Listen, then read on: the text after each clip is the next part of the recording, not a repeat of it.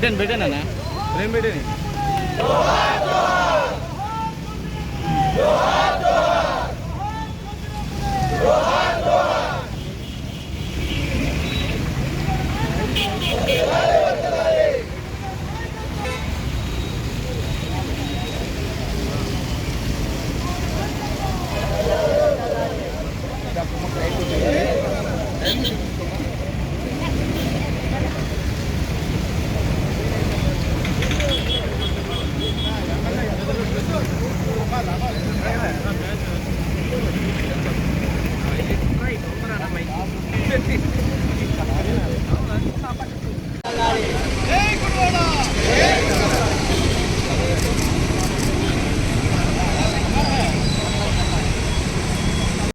జ్యోతిరావు పూలే 134వ వర్ధంతి సందర్భంగా వారికి ఘనమైనటువంటి నివాళులు అర్పించేటువంటి దానికి పార్టీ నాయకత్వం అంతా కూడా ఈ రోజు రావడం జరిగింది.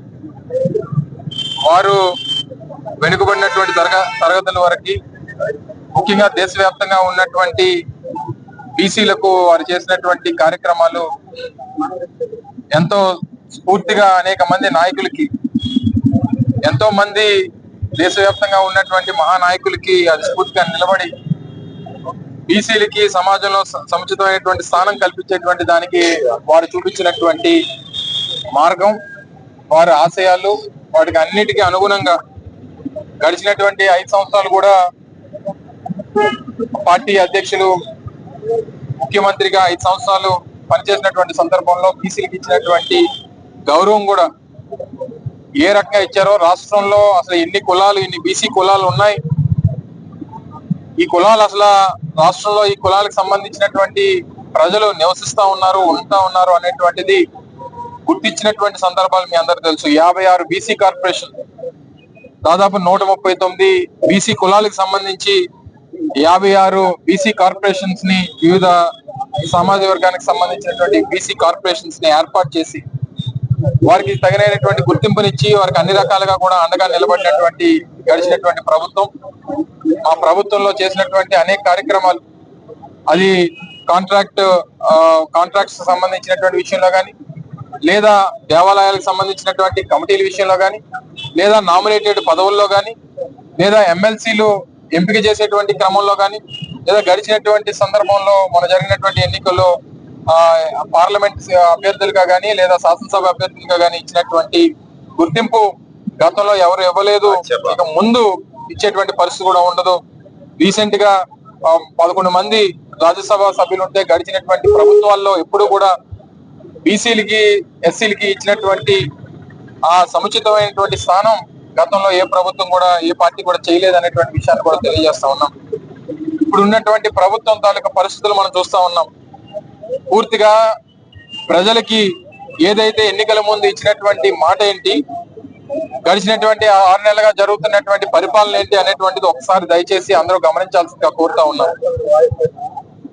పేదవాడికి సంక్షేమాన్ని అందిస్తాం, రాష్ట్రంలో ప్రభుత్వానికి సంపద సృష్టిస్తాం, రాష్ట్రానికి సంపద సృష్టిస్తాం అని చెప్పినటువంటి ఇప్పుడు ఉన్నటువంటి ప్రభుత్వం ఏ రకంగా సంపద సృష్టిస్తుందో మీరు అందరూ కూడా చూశారు.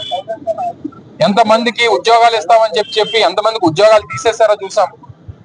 మంగళవారం వస్తే చాలు, మంగళవారం అంటే ఇది అప్పు రోజుగా, ప్రభుత్వానికి అప్పు రోజుగా, ప్రభుత్వం గడిచినటువంటి 6 నెలల్లో 68,000 కోట్ల రూపాయలు అప్పులు చేసినటువంటి పరిస్థితులు మీరు ఒకసారి గమనించాల్సిందిగా కోరుతా ఉన్నా.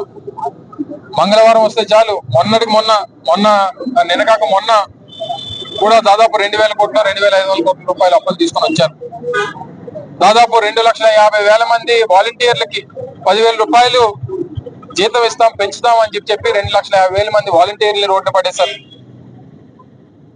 అలాగే ప్రభుత్వ వైన్ షాపుల్లో పనిచేసినటువంటి కార్మికుల్ని 15,000 మందిని రోడ్డు పడేశారు. డిఎస్సి మొదటి రోజు, ఏ రోజైతే అధికారంలోకి వచ్చామో మొదటి సంతకం డిఎస్సి అని చెప్పి ఇప్పుడు వచ్చి షెడ్యూల్ కూడా ఇవాళ 6 నెలలు అయిపోయింది. కనీసం ఎగ్జామ్ షెడ్యూల్ కూడా ఇచ్చినటువంటి పాపాన పోలేదు.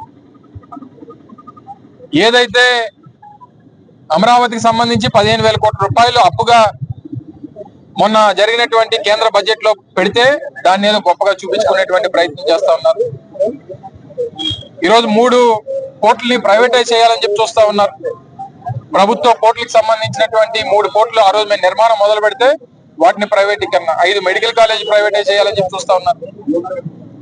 ఈ పరిస్థితుల్లో ఇప్పుడు ఉన్నటువంటి ప్రభుత్వాన్ని ఇంకా 6 నెలలు అయింది, ఇంత పెద్ద ఎత్తున ఇచ్చినటువంటి మాటలు ఒక్కడు కూడా నిలబెట్టుకోకుండా ఈరోజు కనీసం ఎవరికి సామాన్యులకు కానీ లేదా సామాన్య ప్రజలకు కానీ, ముఖ్యంగా వెనుకబడినటువంటి తరగతులకు కానీ, ముఖ్యంగా వారు చెప్పినటువంటి ఈ స్కీములు నిరుద్యోగ భృతి 3,000 రూపాయలు ఇస్తా ఉన్నారు, మహిళలకు 1,500 రూపాయలు ఇస్తామన్నారు, అమ్మఒడి కింద 15,000 రూపాయలు ఇస్తామని చెప్పి చెప్పారు, రైతు భరోసా కింద 20,000 ఇస్తామని చెప్పి చెప్పారు.